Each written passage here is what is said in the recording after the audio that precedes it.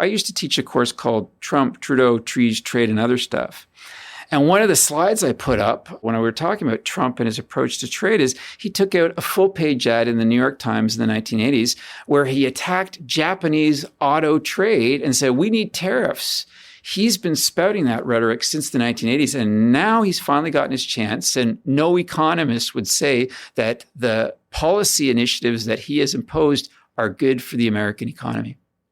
That's Dimitry Anastakis, a professor of business history at the University of Toronto with a cross-appointment to the Rotman School of Management. He points out that Trump's anti-trade views were really cemented in the 80s, putting him at odds with the Republican Party's pro-free trade push at the time. This was part of a broader shift towards a neoliberal philosophy, a political philosophy, which was, hey, we're going to move a little bit away from protectionism. We're going to embrace markets. We're going to embrace free trade. We're going to have deregulation. And Canadians needed to respond to this because this was an opportunity. Today, Canada's economy is deeply enmeshed with the U.S. It's our biggest trading partner by a wide margin, which doesn't bode well for us as we watch the U.S. turn inward and protectionist. 70% of our imports come to the United States, and 75% of our exports go to the United States. And that's a problem because if you get a crazy man in the White House, you are really in trouble if you've got one trade relationship. But here's the thing. Canada has been through trade wars before and usually come out stronger, forging tighter economic bonds with the U.S. in the process. But this time, the stakes look different. The world is more interconnected, supply chains more fragile, and political alliances less predictable, which raises the question, what, if anything, can history teach us about navigating a trade war today?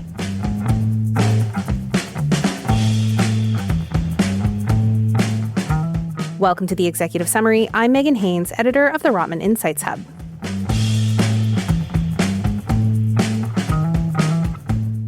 Okay, quick recap of where we are today, recording early October 2025. After taking office in January earlier this year, Donald Trump announced a series of tariffs against the U.S.'s once close trading partners.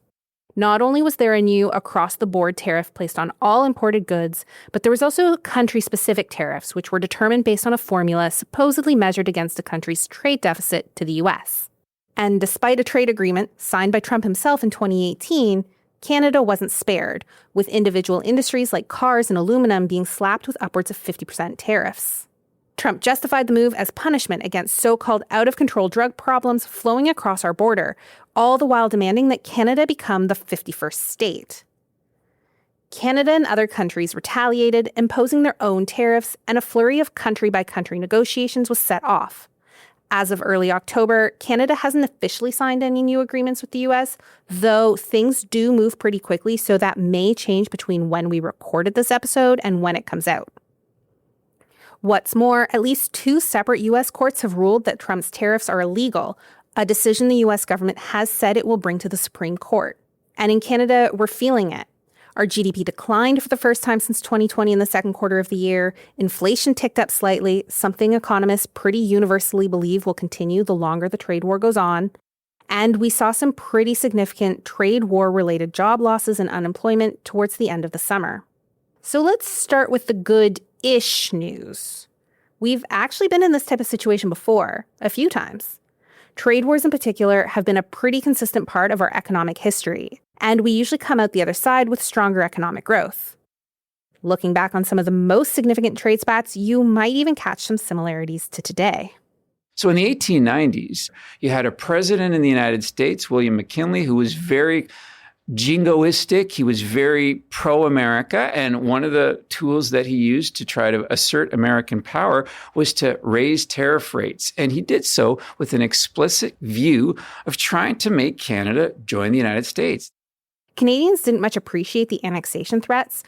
And after the U.S. Congress raised tariffs to near record highs of 50% on all imported goods, we followed suit.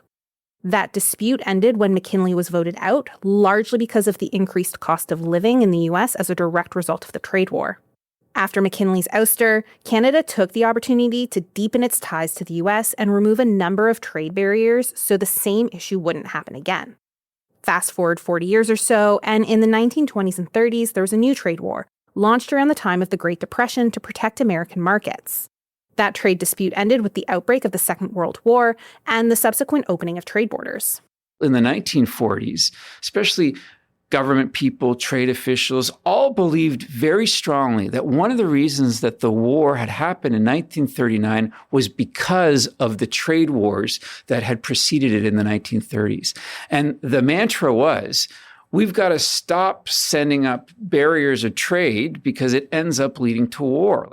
After the war, countries around the world signed the General Agreements on Tariffs and Trade, creating smoother access to different economies around the globe, marking an era of global trade stability sometimes called the capitalist peace.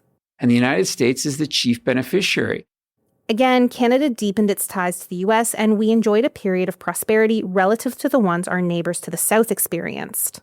Jump ahead to the 60s and 70s, and you have a steady rise in protectionist policies coming out of the U.S., culminating in a 1980s trade war under the Ronald Reagan government. This trade spat, however, was a bit different. In 1980, Ronald Reagan was elected president, and one of the key things that he wanted to do was to create a free trade regime from the North Pole all the way down to the bottom of South America. He wanted to have a Western Hemisphere that was basically tariff-free. So, perhaps counterintuitively, Reagan used tariffs to pressure the Canadian government, then under Prime Minister Brian Mulroney, to open up borders, ultimately resulting in the North American Free Trade Agreement, which was signed in 1992. So you can see, trade wars have, historically, been used as a blunt instrument either to protect American interests or pressure other countries, often the US pressuring Canada, to do something they might not want to do, such as joining the US Republic or opening our borders to smoother trade. If all of this sounds a little bit familiar, we do have some bad news. Most US-Canada trade disputes ultimately result in some sort of recession. And how we got ourselves out of those recessions probably won't be much comfort either.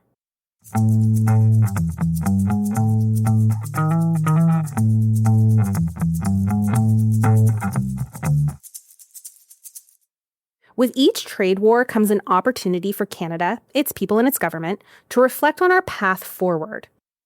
And when faced with a trade dispute, we usually have three options. And the 1970s dispute gave us an explicit framework to talk about these options. The first option is to continue going on as they're going. Basically, we're going to go with the status quo and existing agreements. We're going to change nothing and hope this trade dispute blows over and never happens again. Option two. The Canadian government considers is even closer ties with the United States to say, hey, we clearly have this situation where our economies are so closely tied. Maybe we should become even closer. And the third option. Moving away from a dependence upon the United States and trying to build relations with other countries, other trading nations. It didn't work. Despite efforts over the years, we've never meaningfully diversified our trading partners beyond the US. We're right beside the United States. They're the largest economy in the world. They have a voracious appetite for a lot of the stuff that we produce: wood, oil, minerals, all kinds of staple goods.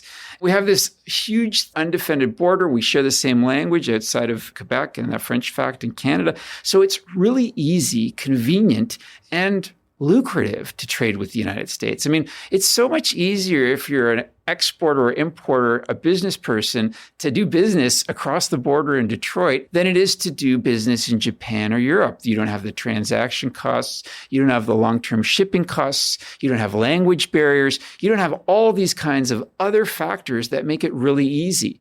As a result, over our history, we've traditionally embraced the second option, closer ties to the US.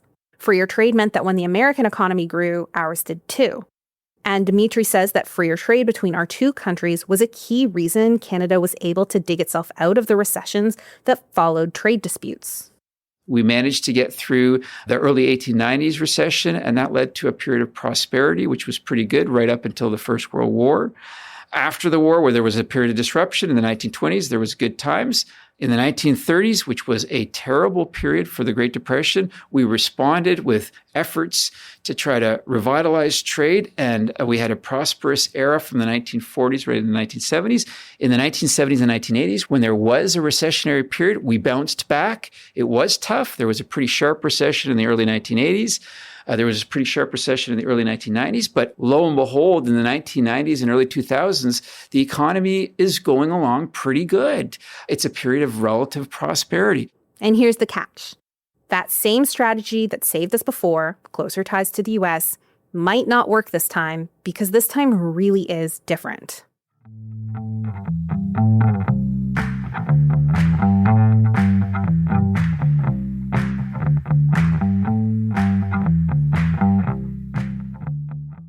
One of the key differences is this trade war is not rooted in economic reasoning at all.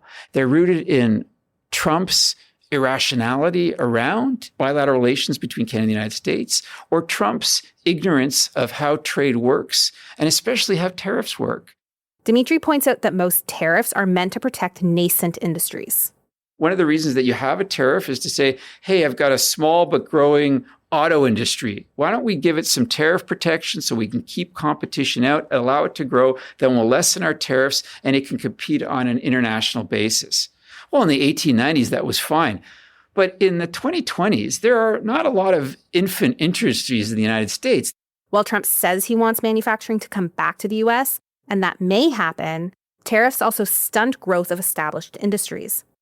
Though it's a bit too soon to tell how profound an impact the current trade war will have on American companies, organizations are starting to feel the effect on their bottom lines. The second key difference is that when we fought trade wars before, we had no or weak bilateral and global agreements around trade. In previous times when Americans raised tariff barriers, we could raise tariff barriers as well because there were no agreements that governed Canada-US trade. In this instance, Trump is illegally launching a trade war that not only contravenes the Canada-United States-Mexico trade agreement, which we signed in good faith and he signed in good faith, he's also contravening World Trade Organization rules that the United States is a party to. So we're in this weird legal limbo as we wait to see how much power these agreements actually hold, and any dispute we may bring to adjudication is likely to take years to settle.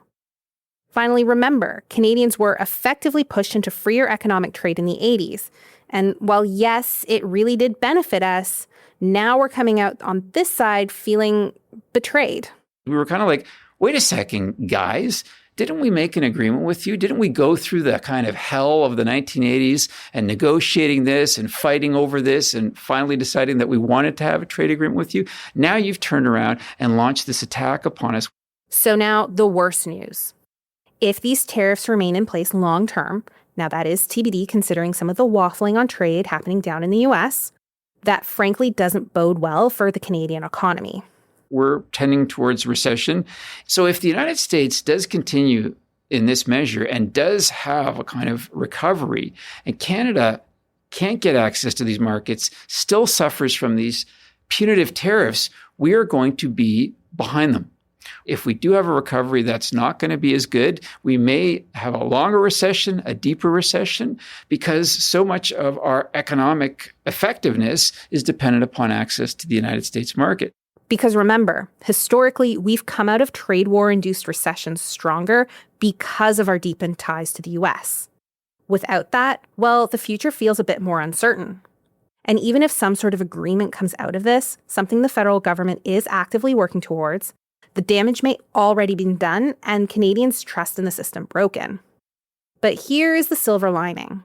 Unlike past disputes, this time we're not in this battle alone.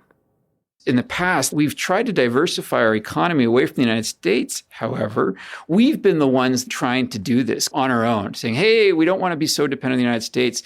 Europe, will you trade more with us? Japan, will you trade more with us? And most of the time, those countries have said, hey, you've got a pretty good thing with the United States right now. We're having our own thing going on. We're not that interested. Now, Trump's tariffs have affected everyone and destabilized our faith that the U.S. can be a reliable trading partner. If a single American president can upend 100 years of trade precedent, what guarantees can countries have about the security of agreements with the U.S. going forward? Ultimately, that's really pushing Canada back towards that third option we talked about earlier, diversification. Building on some of the work that previous governments, notably Jean Chrétien's Team Canada efforts and trade agreements with Europe and Korea developed by Stephen Harper, Prime Minister Mark Carney is actively out pitching Canada as a potential partner around the globe. For the first time, when we say to other countries, hey, we need to kind of diversify our trade. Let's try to build better relationships, maybe sell you some liquid natural gas or do some defense production procurement. For the first time in a long time, all these other countries who say, you know what, we're going through the same thing. Maybe it is time for us to cut new deals. Internally, we're looking at reduced barriers between provinces, and we're doing some serious soul searching. Dimitry thinks that's a good thing. We kind of got lazy in the last 40 years. The American economy and the American market was there. We got access to it. We didn't do the hard work of trying to build better relationships with Europe or places like China or Japan. We do need to expect that there's going to be a rough ride. But most importantly is that we need to rise to the challenge. We need entrepreneurs and governments and firms to start thinking about how Canadians can exploit the advantages that they have in a new kind of economy in the 21st century. Canadians should recognize that this provides an opportunity for us to start building on our strengths. And, the great thing is that history shows us that the Canadian people have been pretty resilient in these situations.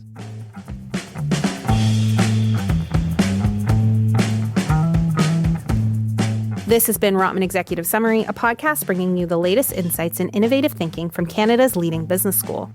Special thanks to Professor Dimitry Anastakis. Join us next month as we chat with Professor Ofer Barron about why more medical professionals alone won't get us out of our current healthcare crisis. If you're just tuning in for the first time, check out some of our earlier episodes.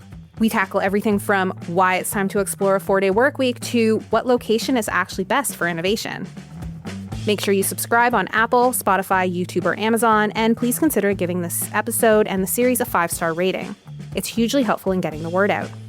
And if you want more bold ideas in less time, go check out Rotman Visiting Experts, a monthly podcast featuring sharp conversations with today's top business thinkers like Oliver Burkeman, Malcolm Gladwell, and Amy Edmondson.